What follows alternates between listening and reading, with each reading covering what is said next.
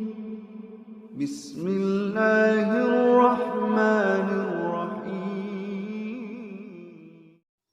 Assalamualaikum warahmatullahi wabarakatuh.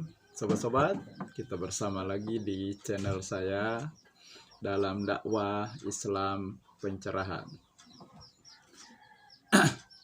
Sobat-sobat, surat An-Nisa ayat 59 ya, jelas memerintahkan kita umat Islam ketika menemukan perbedaan pendapat, perbedaan pemahaman, maka harus dikembalikan kepada Allah dan Rasul-Nya. Meskipun di awal ayat tersebut Allah memerintahkan taat kepada Allah dan taat kepada Rasul dan pemimpin di antara kamu. Nah, di sini saja sudah jelas, sobat-sobat. Kita lihat kata taat itu hilang ketika sampai kepada ulil amri, kepada pemimpin. Ya. Nah, pemimpin salah satunya ulama. Tetapi ketika terjadi perbedaan pendapat, maka pemimpin atau ulama tidak lagi menjadi patokan, menjadi rujukan. Tetapi rujukannya dikembalikan kepada Allah dan Rasul-Nya, kepada Al-Quran dan Sunnah Nabi. Begitupun ya, ketika berbeda dalam pemahaman, dalam pendapat mengenai bid'ah, ya. Nah, karena mereka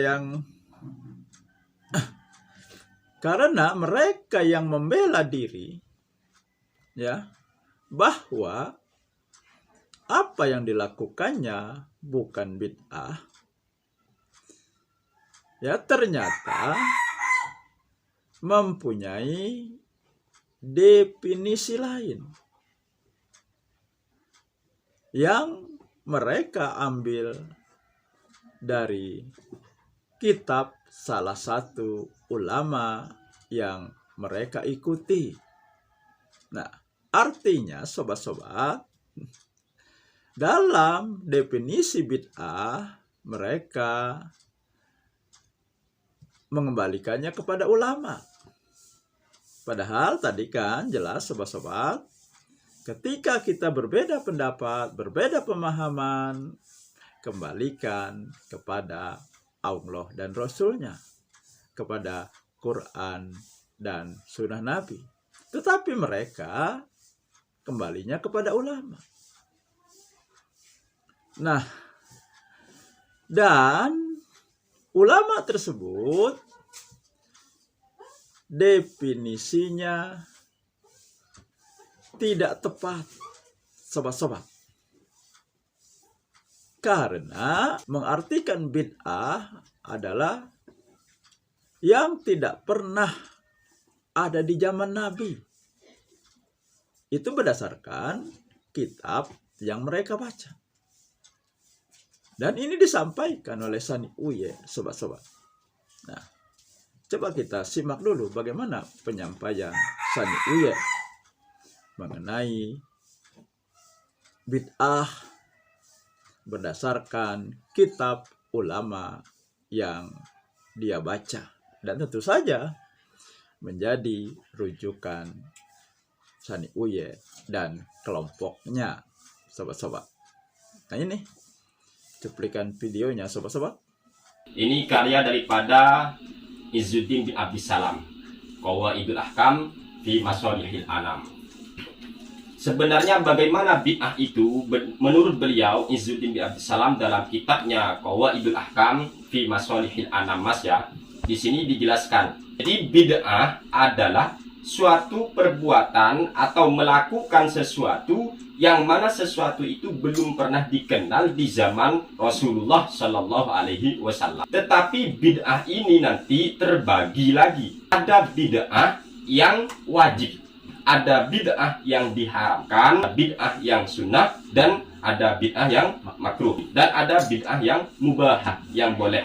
Jadi bid'ah itu bukan merupakan suatu hukum agama, ya.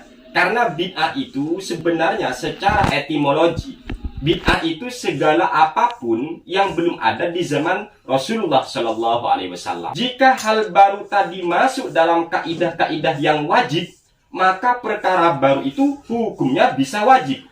Namun jika masuk dalam kaidah keharaman, maka hukum perkara baru tadi bisa haram.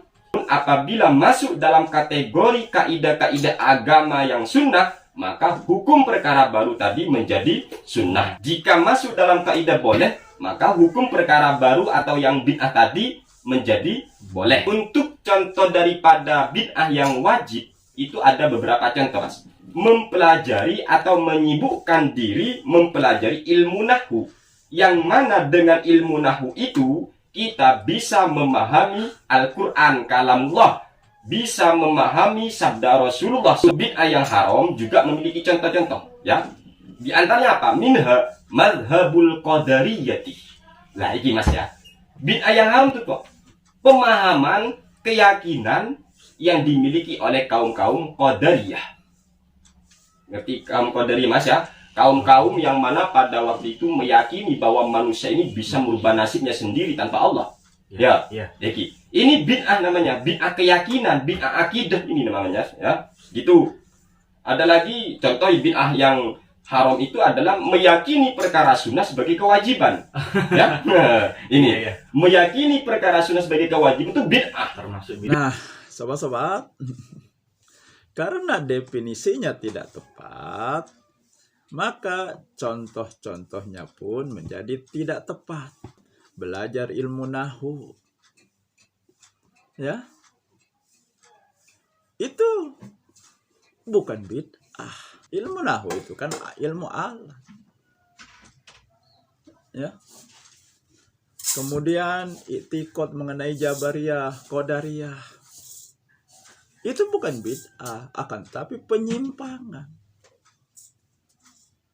Nah, inilah akibat, ya, mengembalikan perbedaan pendapat kepada ulama, ya akhirnya, ya, keliru memahami bid'ah.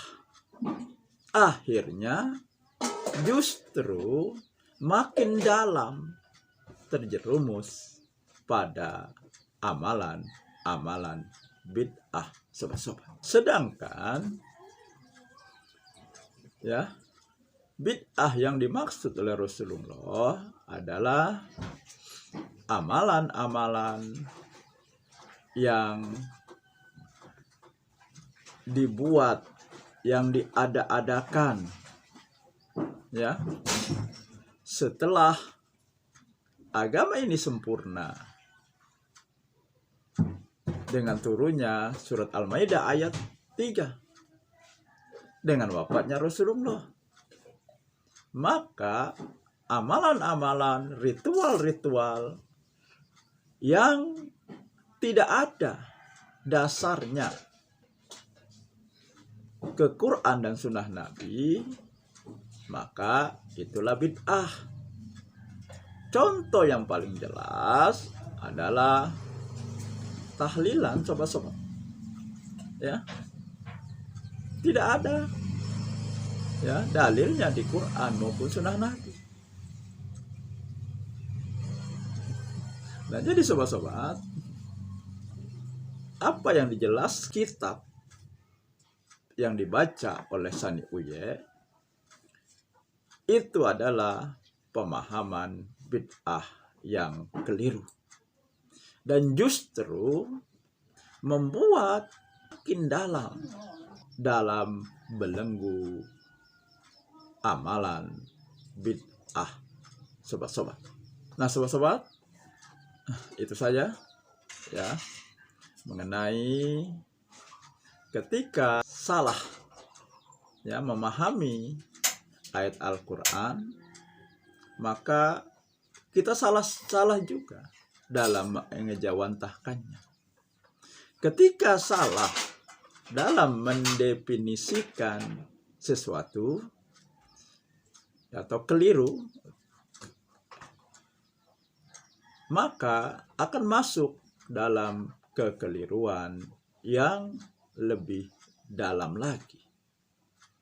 Dan tidak tahu kapan menyadari bahwa dalam kekeliruan. Karena ya, kekeliruan dalam memahami bid'ah, apalagi bid'ah ini secara kasat mata, secara pandangan manusia itu perbuatan yang baik. Ya, tahlilan, kenapa baca tahlil?